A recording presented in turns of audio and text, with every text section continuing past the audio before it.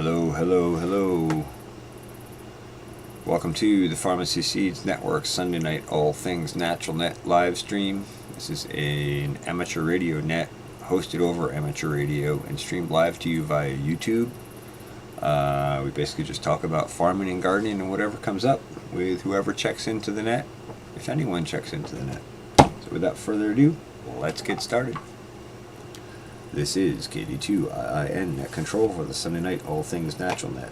The Sunday Night All Things Natural Net is an amateur radio net provided to the amateur radio community by the Overlook Mountain Amateur Radio Club Repeater here on the 146.805 MHz frequency with a PL tone of 103.5 and a negative shift of 600 kHz. This net is basically focused on farming and gardening and things around that nature, and some along the lines of conservation and human health. So without further ado, let's get started. If there's any check-ins, please call now.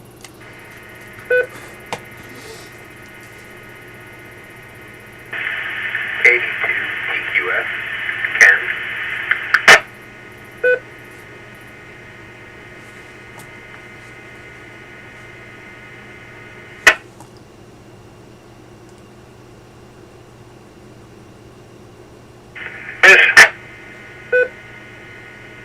KD2UEN, Bill in Ulster Park.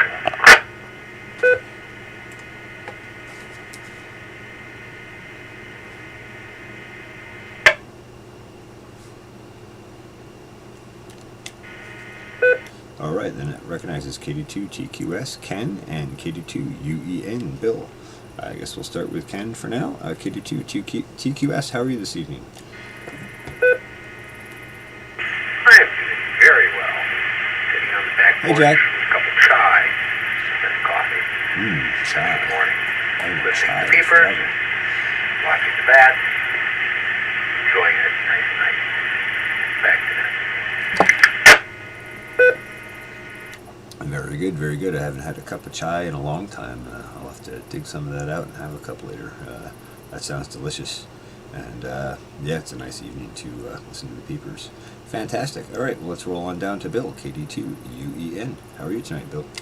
Hey, CJ. Good talking with you again. I had a quick question for you, maybe not so quick. On the, we talked earlier about magnesium and magnesium oil. My question is I thought it was like a salt. So do they mix that with mineral oil? No, it's commonly called magnesium oil, but yeah, it's actually an aqueous solution. It's a salt and water combination. It's just magnesium chloride. But the reason it's called magnesium oil is because in that 50-50 ratio, or by volume, it's so thick that it feels sort of oily when you put it on. So that's why it's called magnesium oil commonly. But you're right, it's not an oil. All right, quick question again. Go right ahead. The most economical method of getting that would be like Epsom salt, or is it cheaper in another mineral type of sales type of thing? All right. Well, there's actually a difference there. The magnesium chloride is what we use for what's called magnesium oil, and Epsom salts is magnesium sulfate. So that actually has a sulfur component in it, and that can be beneficial as well. It also is high in magnesium, and if you take a bath in that, you will definitely absorb some magnesium. But the chloride provides a good balancing function for thyroid function as well. So that's part of why we use the magnesium chloride rather than the Epsom salts. Also, I think it's a little bit more easily absorbed through the skin in the magnesium chloride form. Oh, very good. Thank you so much. Back to you, Ned. All right, you're very welcome. And I mentioned this article before, but I'll just mention it again now. There's an article on Natural News. If you just Google this, Magnesium, the Lamp of Life.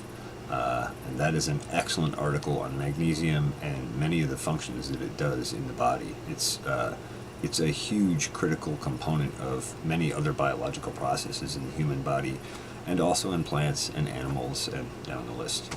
But you're very welcome. Let's just pause here and see if there's any further check-ins, and then we'll roll back to the top of the list. This is KD2 Net Control for the Sunday Night All Things Natural Net. If there are any further check-ins, please call now. Hey, Cha-Cha. Happy Sunday. Ribbit. Here's K2BHM. Okay, we got Jim.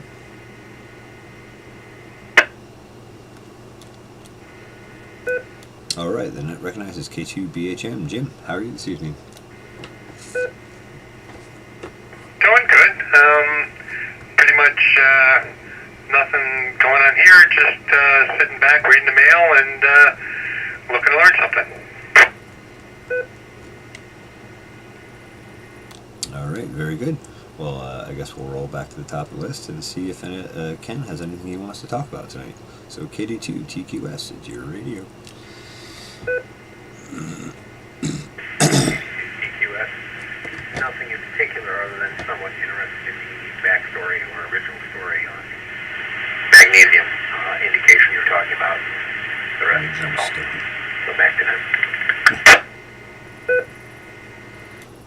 Okay, I'm not sure I know what you mean by the original story on it. I assume you're asking how we came upon this discussion in the first place? Correct. Alright, yeah. How did that come up? It was on the 6:30 net, the daily net, earlier this evening. Oh, yeah, I know how it came up. Neil was saying he was having some back pain issues. And I was just saying magnesium oil is very helpful for back pain, pretty much any pains, aches, and sores in your body, and also arthritis and that kind of stuff. So that's how we got onto that. And then my mom asked me to elaborate on magnesium and all the things it does in the body, and I was basically explaining that I couldn't really do that in a short blip on the radio, but that's why I pointed people to the article.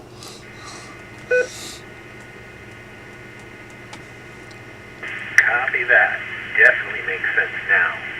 Now getting the rest of that. Yeah, concur. Topical for that would be awesome. The oil would be fantastic. So now I understand the full conversation. So thank you very much. Back to that. You're very welcome, and yeah, context always helps, huh? All right, let's roll on back down to Bill, KD2 UEN. Yeah, thank you there, CJ. Ken, I'm sorry. I kind of assumed everybody here was in on the conversation at 6:30, so the question came up for me. Again, my apologies. I should have stated the story right off. But anyway, yeah, it sounds interesting. I'm glad you straightened me out also on the chloride. So I'm going to look some of that up, see what it does and how much it costs and how you get a hold of it, because I could sure use some on my back, and I know a little lady that could too. All right, back to you, CJ. All right, very good. Yeah, I think you'll find it very helpful. Yeah, so glad to have helped you with that, and yeah, just look up that article, and then if you want to learn how to put it together, I mean, it's not real complicated. Just heat water and mix it 50-50 by volume. But I do have a short little video blip on my channel if you need some extra guidance on how to actually make it. And you can order the flakes on Amazon. It's the cheapest place I've found them. You can buy them in like 8, 12, 20, 40-pound bags, whatever suits your fancy. So yeah, let's roll on down to Jim, K2BHM.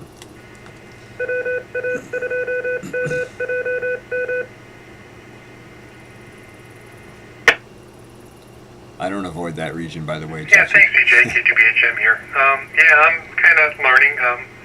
I have been waking up with depends on what the pain comes from. leg cramps and pains and so forth, and was told that that's a sign that you're low on potassium. Yep. And I noticed that you eat a few bananas and it goes away, and if you forget to eat the bananas, it comes back. And also was told that magnesium is also a vital element. So it's kind of interesting. Just learning as to what helps your body be happy. Yeah, for sure, for sure. Yeah, it's very helpful for that, and yeah, interesting. There's a whole balance there that has to happen in the blood, and potassium is definitely a critical one, and bananas are great for that. And actually, I had a friend who had some chest pains one morning, and he thought it might be from a potassium deficiency. He had a bit of an alcohol problem, and so he was like, I don't know what to get potassium from. And I was like, oh, maple syrup is loaded with potassium. So we went down to the store and got some maple syrup, and he had some maple syrup, and man, like in 5 or 10 minutes, his chest pains went away. So yeah, very critical one. But if you're ever having cramps and you need you want a faster response to get rid of those cramps, maple syrup might be the way to do it, because then you're carrying it in on a sugar, so it's absorbed quicker. Wow, didn't know that. Maple syrup high, because I've heard broccoli and some of the other vegetables are high in potassium, but not as much as bananas, and now maple syrup is a home run. Okay, thanks. All right, you're very welcome. All right, let's just take a pause here and see if there's any further check-ins. This is KD2IIN Net Control for the Sunday Night All Things Natural Net. If there are any further check-ins, please call now. Nanners. K2LD, boss here. Hey. TGU, Jet.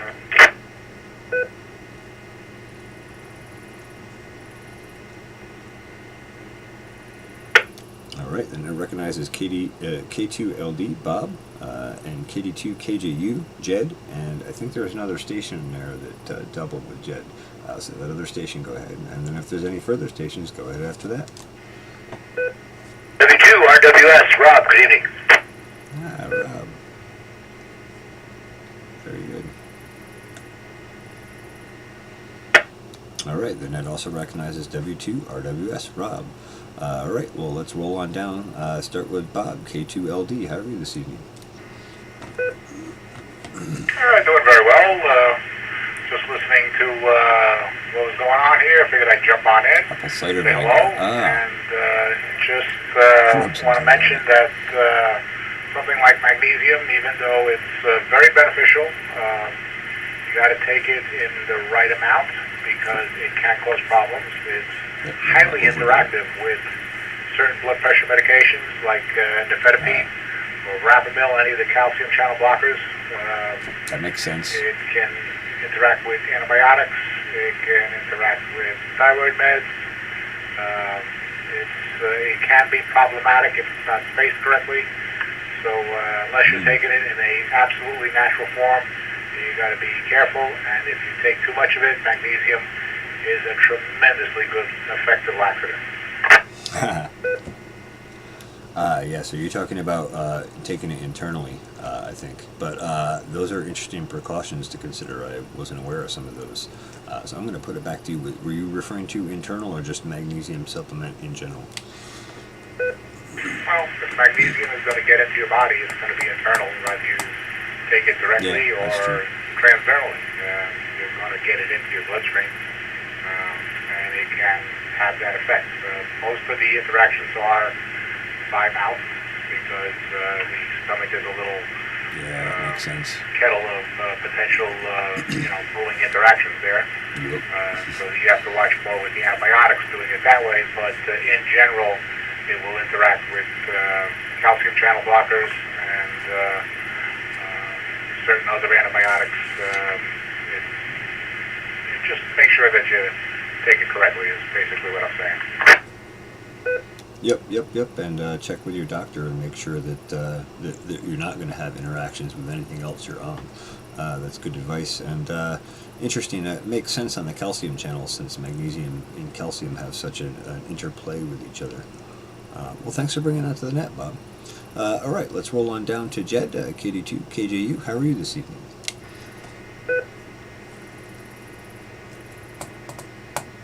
I'm doing well, CJ. Good evening to you and everyone else on the net. Just got back from a walk with the pups around the neighborhood. I've been doing late walks with them. Thank you, Bob. Most of the summer, just because it's nice and cool. And hi, Rotman. Also, I was there's nobody else walking now, so it's really the only thing I run into is bears or deer or stuff like that. So it's, you know, it's a nice time. But besides that, just I've been working and trying to do upkeep on Hey, my Justin. little 2 gardens I got going on here, and now I'm trying to keep deers and chipmunks away because, man, deer. This is the first year I've had trouble with deer. Chipmunks have been a problem for a while, but deer, I wish I lived in a area where I could get rid of them easier and then throw them in my freezer. But I do not live in that place, so yeah, that's pretty much that's going on here. I'll throw it back to net control. Very good, very good. Well, sounds like the gardens are progressing well. That's good. And yeah, chipmunks and deer. I can sympathize and relate. Had some deer starting to get into some of my corn recently, and nothing too horrible. They've only gotten a couple of stalks so far, but reminds me I got to finish getting my electric fence back online, and then that still doesn't address the chipmunk issue. I don't know what to do with them. I don't have all day to sit out there with a rifle and just plink chipmunks, but I think that's what I'd have to do because there's so many around here. Anyway, let's roll on down to W2RWS. Rob, how are you this evening? I am great. We got a new addition to the family. It's a greyhound. It's jet black with a white chest and white tips on the paws. Chipmunks. So when I go out walking at night, I can't see him. I gotta bring a flashlight. I swear to goodness, I made the mistake once. I said, oh my God, what am I doing? This is crazy. We're trying to figure out how to get him upstairs, and I think it was Bob that had 2 good suggestions. Number 1, piece of bacon, and number 2, some sort of mechanical rabbit that goes up the stairs. Bacon I think we're on to something. Very interesting. I was going to make some joke about how you bought a bus, but wow, that's a big dog. But man, they are a cool dog, and yeah, I think bacon would motivate him to go just about anywhere you want him to go. So that's an excellent idea. All right, let's just pause and see if there's any further check-ins, and then we'll run back to the top of the list and go back through the rotation. This is KD2IN at control for the Sunday night All Things Natural Net. If there are any further check-ins, please call now. A rabbit made of bacon. There you go. Then I'd probably actually like rabbit. All right, no further check-ins recognized at this time. We're going to roll back to the top of the list. KD2TQS.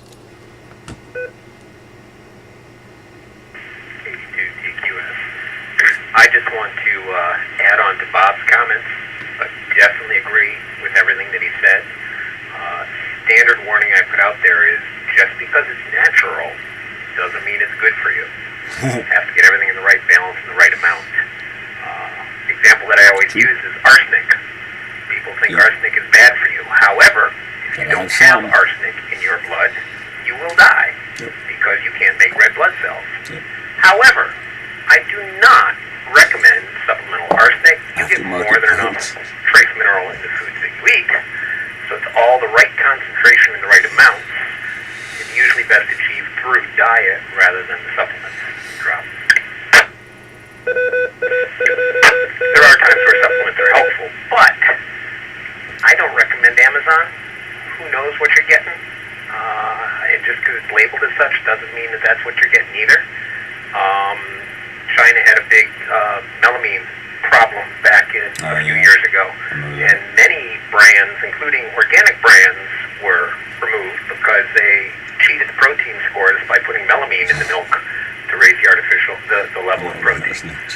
So I do advise caution when it comes to the supplements, and Bob is right. He's actually just scratching the surface of possible interactions with magnesium because it is one of the 4 critical electrolytes in the human body.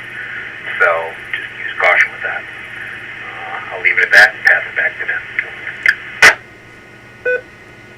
All right, very good. And yeah, that's excellent information. And you're right, most people aren't aware that we do need a little bit of arsenic. And actually, plants have that same thing, and that's what comes back to that trace mineral nutrition being correct, and that's part of why we do our plant sap analysis tests. And boy, I wish blood tests were cheaper. I'd love to be able to test my blood once a week and just kind of have an idea what's going on there. But yeah, those are all good cautions, and I'm going to second your recommendation there, and do not take arsenic supplements. All right, let's roll on down to KD2 UEN. I'll remember not to take them arsenic supplements, and a good cat, CJ, will take care of the chipmunks. We wind up with a few on our sidewalk, courtesy of our cat Axel, or it could be Gracie.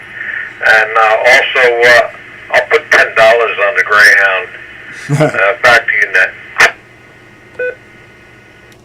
All right, very good, very good. All right, let's roll on down to Jim, K2BHM.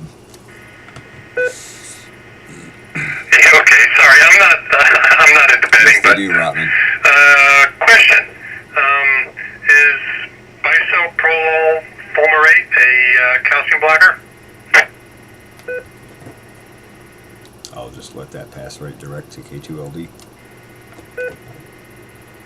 Nope. Anything with an olol at the end of it is a beta blocker.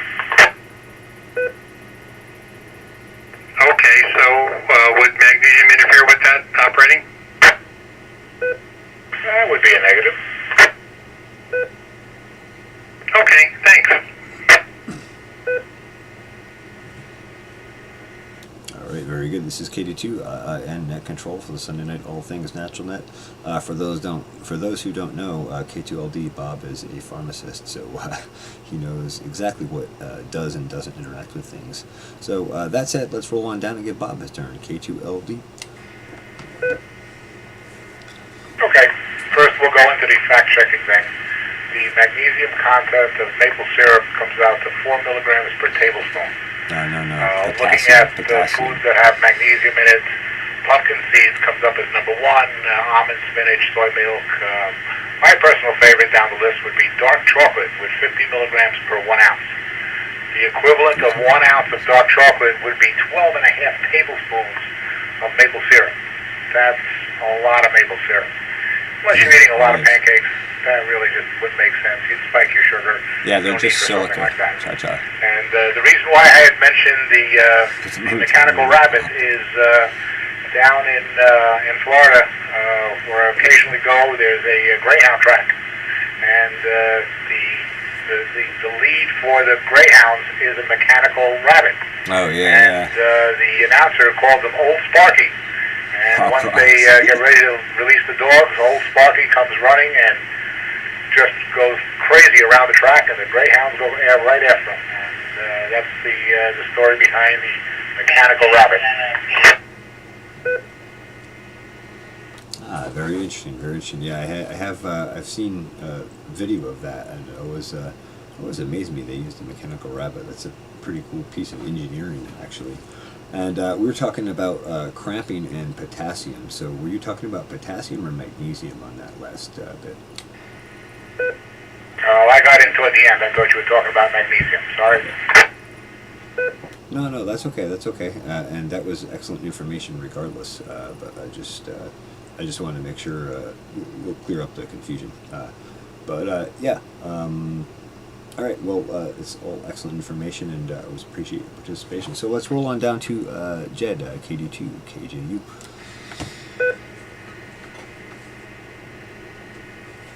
Jason, it didn't taste like anything. I did have Pop rocks. Oh, yeah. They were fun. I haven't had the most amount of time to. My garden's weeded, and it's definitely doesn't look overrun or anything like that. But the last couple of years, I've been letting my cucumbers grow up the side of my fence that I haven't had much deer back there since I've had the dogs. But they have been coming through and the deer have been coming through and wiping out just tons of stuff that they were never touching before.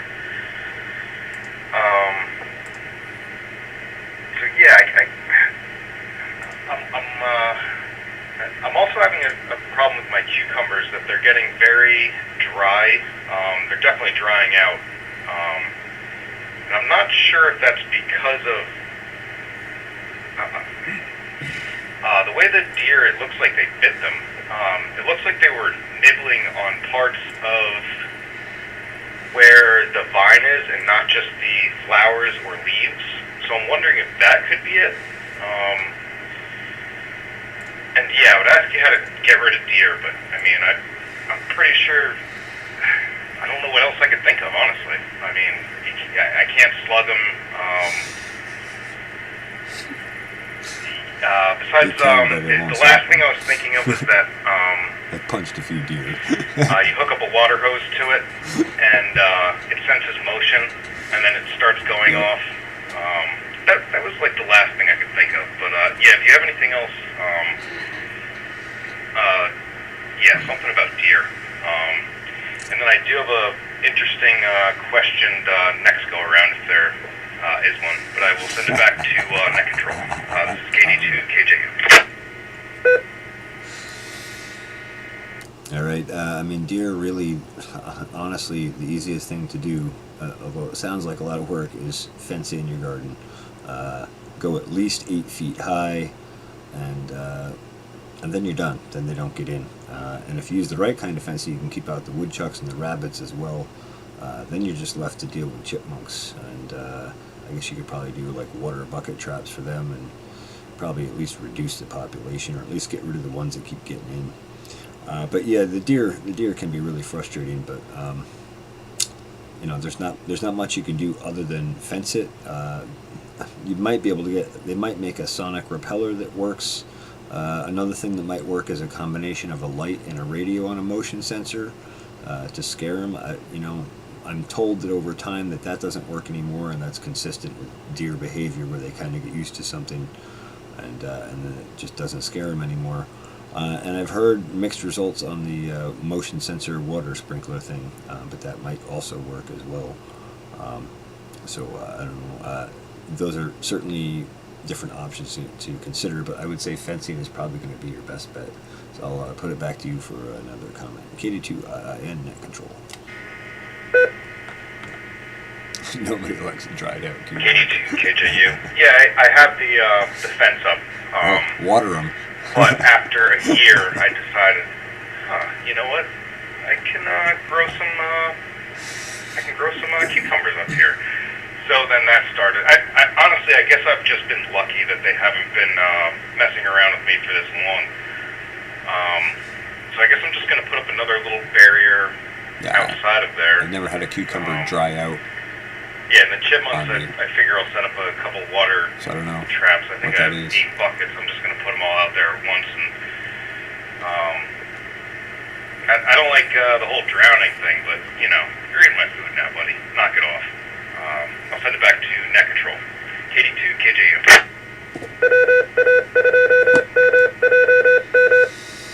This is KD2 and Net Control for the Sunday night All Things Natural Net. Yeah, I hear you. I don't like having to dispatch of any animals here, but you know, when it comes down between me and my food and you stealing my food, guess who's going? It's gonna be you.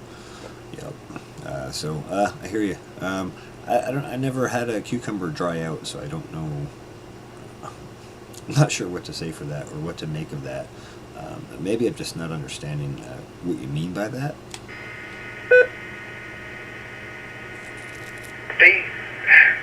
Vine borers, there you go. The only thing I can think of is they're not getting enough water.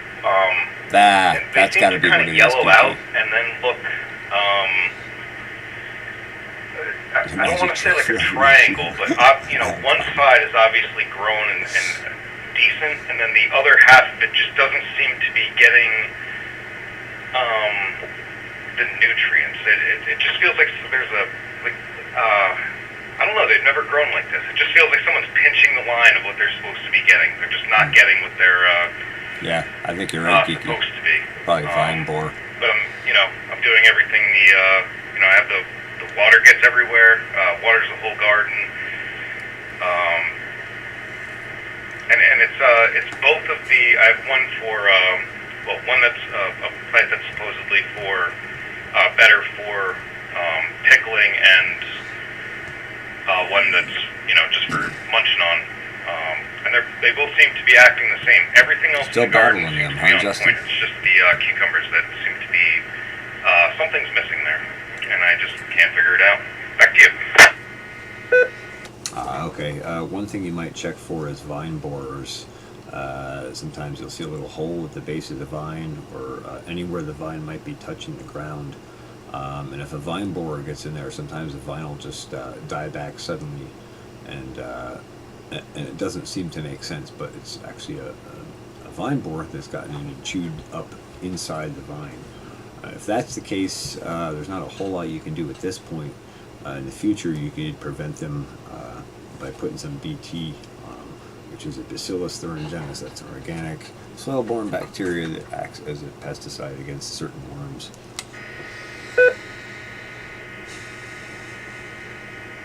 I'll be in there gambling.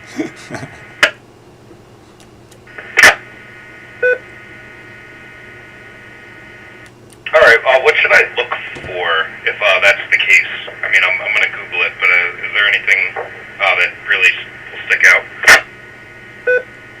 out? No, just look for BT or Bacillus thuringiensis, vine borer, organic insecticide, something like that. All right, will do. Thanks a lot, CJ. All right, very good, no problem. All right, let's roll on down to the list. Down the list to W2RWS, Rob. My mom, who is 92, is best to a interesting story. Her parents, my grandparents, were farmers in Warwick, New York, Pine Island, onion farmers, and they had great black dirt. And she would save seeds, and every year would have a fabulous vegetable garden. And I saw it firsthand. But when my mom was young, she would go there and with a That would be awesome, Mama. a salt shaker, and a plate, Yeah, and it's eat like all the a moth. kirbies. And my grandmother was Moth that wondering lays worms. why, never noticed her doing it, why she wasn't having any cucumbers this year. Couldn't figure it out, and finally she fessed up. That's funny, I like that story. Wanted to ask you about seeds, since I'm collecting Yeah, seeds it's blowing from my anything ears. and everything. I understand peach pits had arsenic in them. Well, actually, the seed itself. Is that correct? What seeds are poisonous? I got to watch for. Yeah, peach pits have arsenic in them, so do almonds, so do apple seeds. In fact, most seeds have some trace amount of arsenic in it. Now, to be clear, it's not a tremendous amount. I remember reading a thing online a while back about that whole thing about apple seeds having arsenic in them, and it's such a small amount. You'd have to eat a tremendous amount of apple seed, and not only that, you wouldn't just eat the seed. You'd actually have to crush it up to make the arsenic in it available. Interesting, but I always wondered what the deal was with that. Yeah, it's an essential nutrient. I forget what it does exactly in plants and seeds, but it's an essential nutrient. Again, like anything else, you don't want excess and you don't want none. You want just the right amount, and that goes for all 90 plus trace minerals that are so far been identified to benefit plant and human health. Maybe it's to resist animals. Who knows? Possibly, I don't know. I would never even begin to venture a guess at trying to figure out why nature or the universe has decided to do a particular thing a particular way. Anyway, let's see if there's any further check-ins. This is KD2IIN Net Control for the Sunday Night All Things Natural Net. If there are any further check-ins, please call now. Cyanide, yeah. Oh, there's both. All right, no further check-ins recognized at this time. We're going to roll back to the top of the list. KD2 TQS, Ken. KD2 TQS. Nothing further at this point. Back to them. Yeah, You can do a preventative, but not a whole lot you can do. All right, very good. Let's roll on down to KD2UEN, Bill. Yeah, thank you, CJ. Nothing else to add. I've answered my questions there, and we'll be very cautious. Anything we use be external. I think they gave me some of that stuff one time for a colonoscopy, so I have fond memories of that internal use. Anyway, we'll say 73 stall tonight, and I'll be clear. All right, very good. Well, thanks for joining the net, Bill. And magnesium supplements internal have a tendency to make you need to stay near a bathroom, and consequently aren't really absorbed all that well. So that's why I say if you need to supplement magnesium, on the skin is a much easier way to get it into your system. And I'm glad that Bob came along and made us aware of all those interactions. I was not aware of many of those interactions, so that's good stuff to know. All right, have a great evening, Bill. I guess we'll consider you signed out of the net and secured, and we'll roll on down to Jim, K2BA Jim. Thanks, CJ, and thanks to Bob for the info. Very much appreciated. I've seen that too. I don't know if that actually works on Wiki. Back when I was a kid, back about, I was like 5, 6, 7 years old, a friend of my dad's, he was a scientist, a glass blower, worked at GE and did some work with sign meds and stuff like that, and had himself a little garden over by the Albany airport. And he went out to put some lime on his cucumbers one day, grabbed the bag out of the shed and spread it all around. And when he emptied the bag and went to throw it away, he found out that it wasn't lime, it was Portland cement. Oh my God, the cucumber patch was amazing. They were like 4 inches in diameter and a foot long, and he got so many of them he couldn't even get rid of them. He was selling them, he was giving them away, and he just was overrun by them. Something clicked. He got cucumbers galore. So, I don't know what he did, but there you go, CJ. A good lead into something, I'm sure. KGBHM.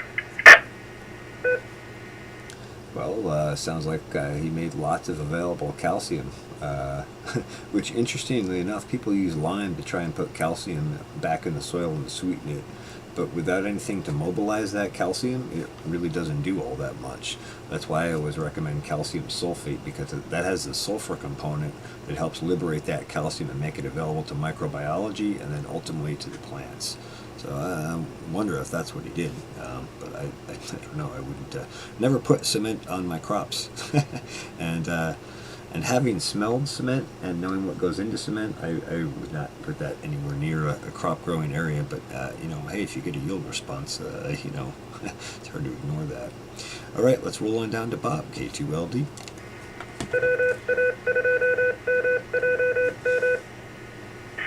Okay, interesting story about cucumbers and cement and how big they got. But I know, wouldn't I the thought that was a rebar be a joke little coming hard to too. chew on? Anyway, on the more serious side, a lot of the plants that I have up on the containers on the deck are getting past their prime already. So I'm getting ready to pull them. And I know we talked earlier, a few weeks back, about possibly putting in a short run crop like beans. But how cold resistant are they? Is there a specific variety? Because that would bring it into October, and up here it's going to get fairly chilly at night.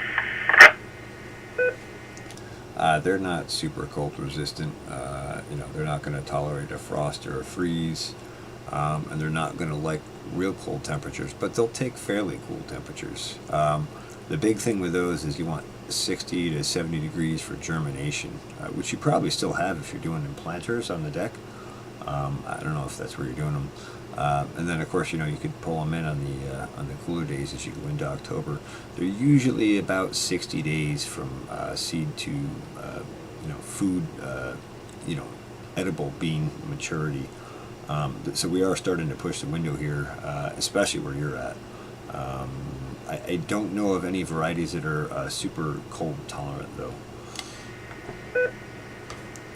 I was trying to think of things that I would actually eat.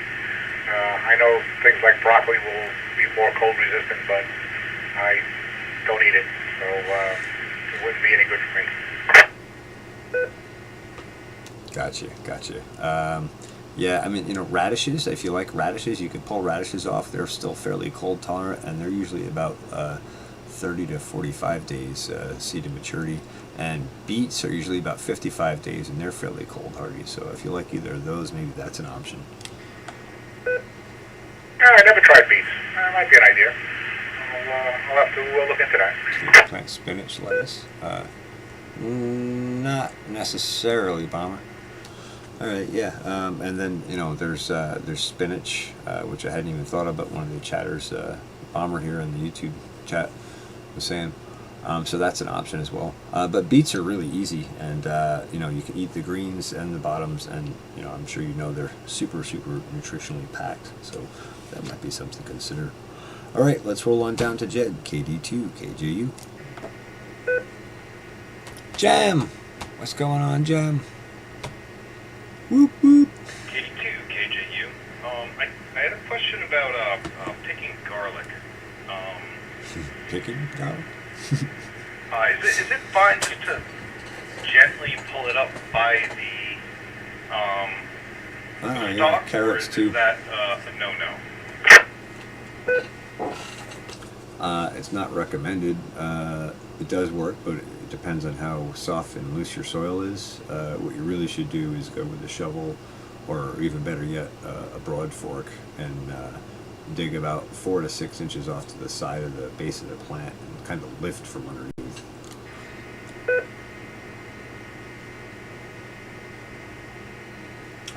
Good, Jem. Yeah, I didn't think those hot temps were helping it any. Fantastic. Alright, yeah, it probably would be the smarter thing to do. One of the properties that I mow for, the house is selling, and they probably have, I don't know, I'd say 200 to 300 things of garlic sitting there. They don't care about it. I'm just wondering the easiest way, because I imagine it's kind of getting close to harvesting for that. Bet you're excited. Or if it's not past. But I was trying to think of a way to get that done quickly. Yeah, back to you. I'm sorry, I got distracted for trying to get what done quickly? They have a bunch of garlic sitting there, just kind of growing over. They're never going to pick it.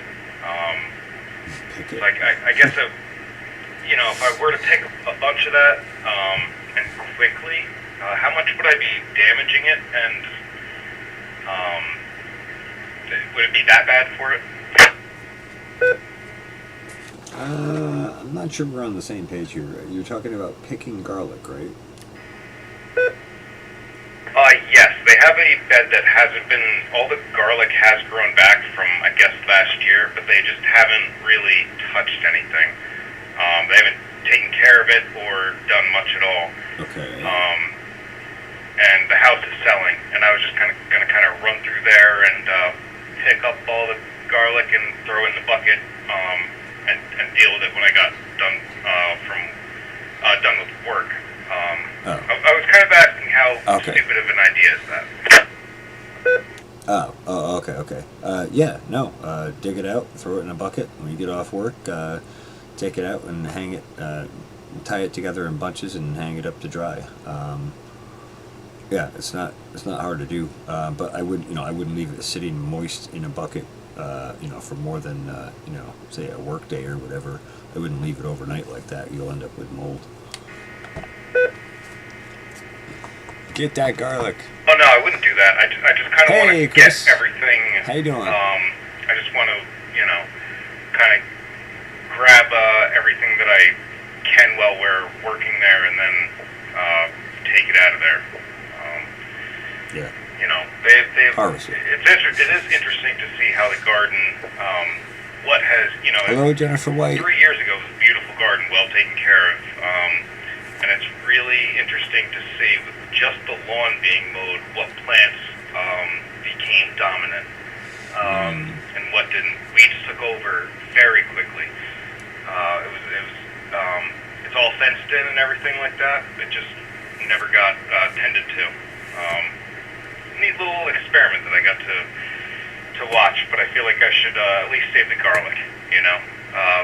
Back to net. Yeah, interesting. Yeah, and you know, I've seen a lot of that here on the farm as I mow different sections at different levels. It's amazing. You can kind of change the whole species pressure. There's places here that were like overgrown, you know, 4, 5, 6 foot high goldenrod before, and through mowing and just, you know, selective timing on mowing, I've actually been able to change most of that over to white clover. So really, really cool to watch those processes evolve. But yeah, snag the garlic, dry it out, eat it. It'll be great. All right, we're gonna roll on down to W2RWS. Rob. Nothing further. Oh, that sucks, Chris. I'll pass it back to you. All right, very good. And let's see, it's about 9:46, so I guess we'll make one last rotation back through the list. Everybody can make their final comments or whatever, and then we'll close it up. So we'll go back to the top of the list. This is, actually I'll stop real quick and we'll see if there's any further check-ins here on the end of the net. This is KD2 IIN Net Control for the Sunday night All Things Natural Net. If there are any further check-ins, please call now. Blah, blah, blah, blah, blah, blah, blah, blah, blah, blah, blah. I feel like I've been talking for an hour. JQA, Steve.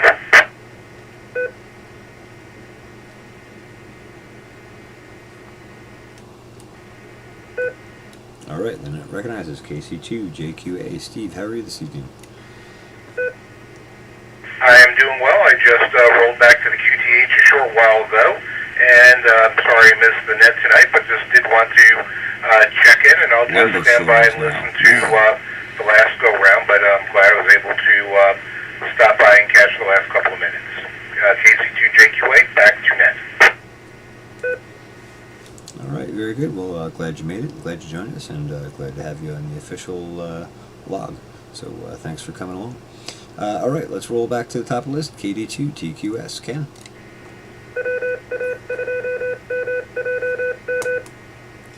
KD2TQS.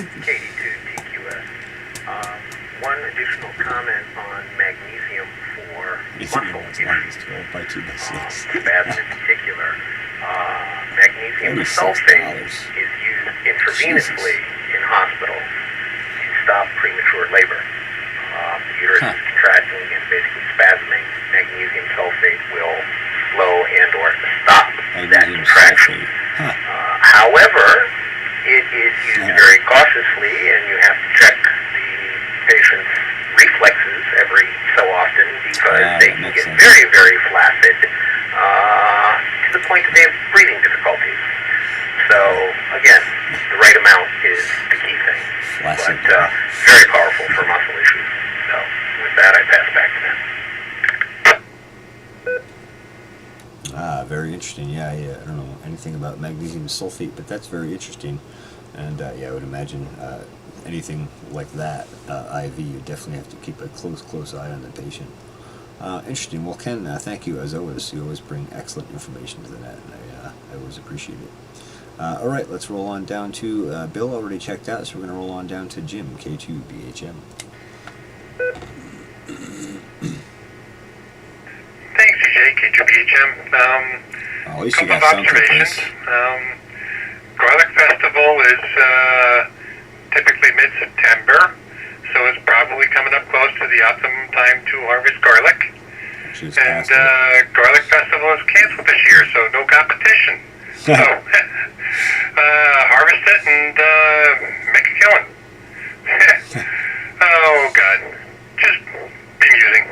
K2BHM. Alright, very good. Actually, yeah, garlic harvest around here is usually around July 20th for any fall planted garlic. But you know, it also depends on the season and the progression of the crop as usual. Alright, let's roll on down to Bob, K2LD. Okay, nothing really further from me. Just thank you for hosting it. It's always good conversation, interesting topics, and a lot of stuff to learn. And that's all I got. So 73 to all, and we'll catch you around soon. K2LD. All right, thanks very much, Bob. I appreciate the information regarding magnesium. Hope you have a great evening, and we'll roll on down to KD2. KJU, get it.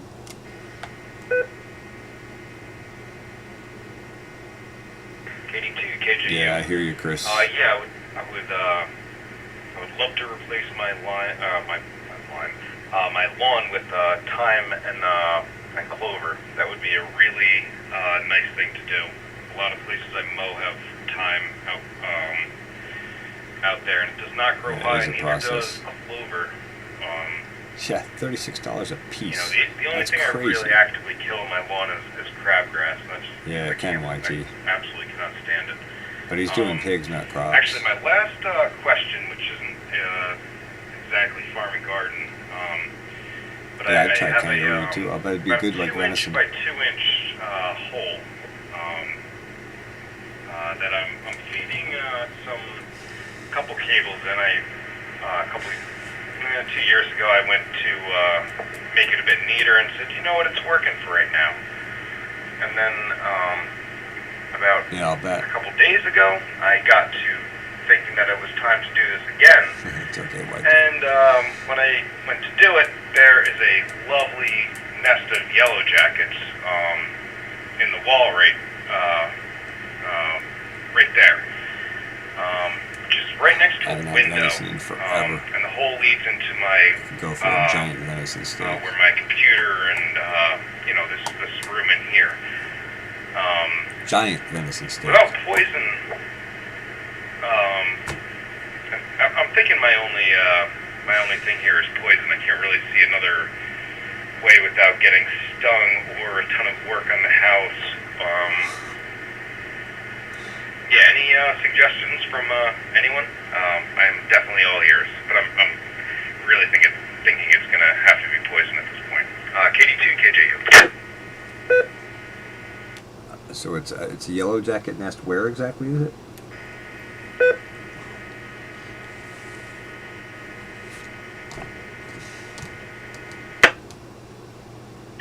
It is right in the wall in the house. They can't get in, thank goodness. But I could literally give a couple taps right now, and they'd be poking in at the screen right now, and surprisingly, they do make a good ding when they hit the screen. When they get pretty annoyed, I was actually impressed.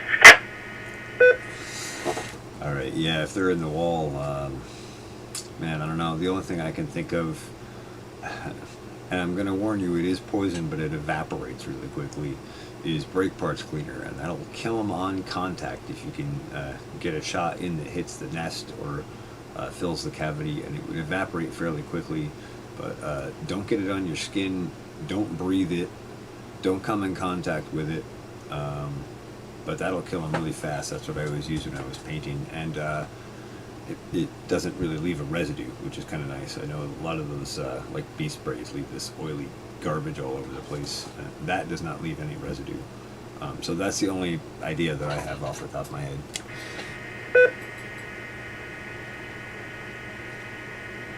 All right. How? I don't remember.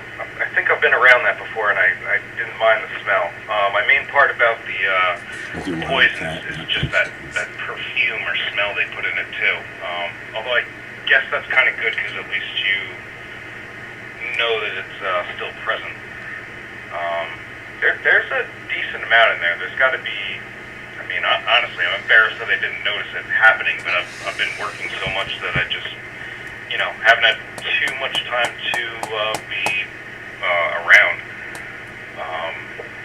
But yeah, all right. I'm definitely gonna try that. Yeah, every video I've watched online hasn't helped me because they seem to be sawing apart people's houses and taking it out like that, and I'm not too interested in doing stuff like that. Back to net.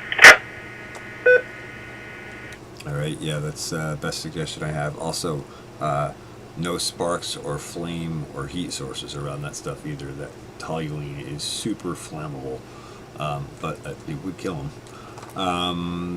I don't know. That's all I have for ideas on that. Let's roll on down to W2RWS. I just want to tell you an amusing Greyhound story. My friend came over for lunch and knew about my pet that I got and brought a stuffed toy. Oh my goodness. I mean, a totally different dog. I mean, he was ripped the crap out of this thing. So I'm thinking maybe a radio-controlled little car with that thing on top of it would be awesome. Anyway, sorry, I'm digressing for gardening, but couldn't resist. All right, very good, very good. Well, thank you for sharing that. Appreciate it. All right, let's roll on down to KC2, JQA.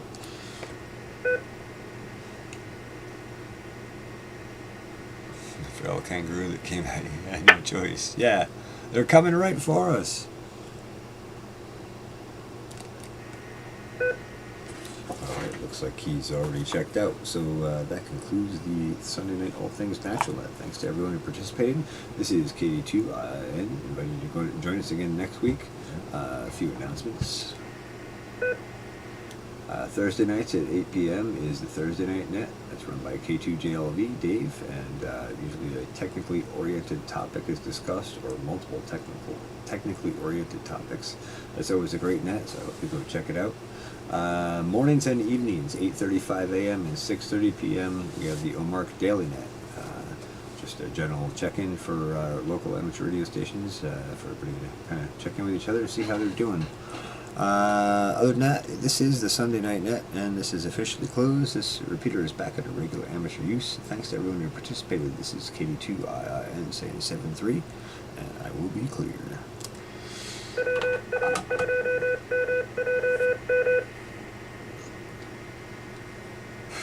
Comment on these, K2BHN.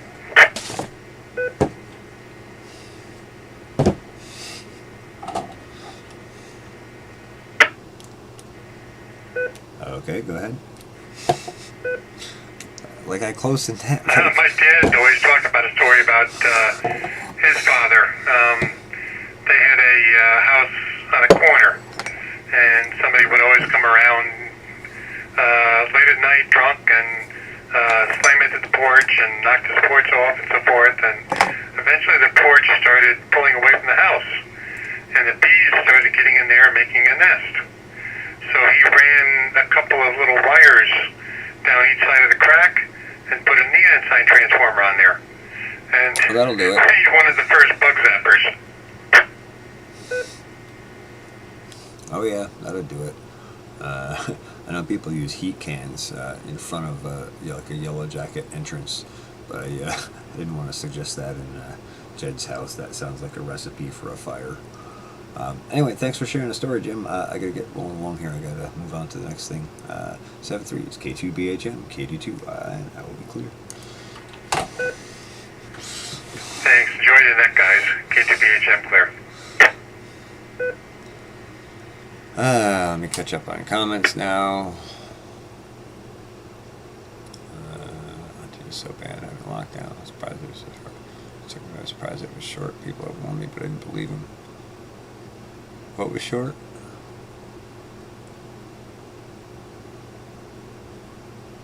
I didn't catch what was short. I don't know. I'm way behind on this now. I said not maybe some other states, but Victoria. Fun discussion. I bet the Greyhound wins against the RC car. Yeah, no doubt. Although some of those RC cars are pretty fast now. They're pretty impressive. Service. No mask, no service. $200 fine. Man, I'm so glad I don't live in Australia. How do they expect we have to give up on it here? Everyone has already had it and come through fire. Yeah. God, it's become a nightmare. It's getting everyone down. I hate the mask crap. Lumber. Oh, the lumber short. I mean, oh, right, a shortage. Okay, gotcha. Sorry, there's. I need a cup of coffee and a cigarette. Hunters won't abide by rules if they try to ban hunting bad news bees. They're only armed. Yeah, yeah. I mean, you know, if you tell me I can't hunt for food, don't get in my way. I'm telling you, flu or old age anymore. Hey, Brent's back on tonight. He is. Oh, good. I was hoping he'd get a sound card issue fixed. I felt so bad for him last night. I know how frustrating that whole thing is. Anyway, so that means the Paranormal Portal is on, and if Geeky doesn't beat me to the link, which he probably will, because Geeky's good like that.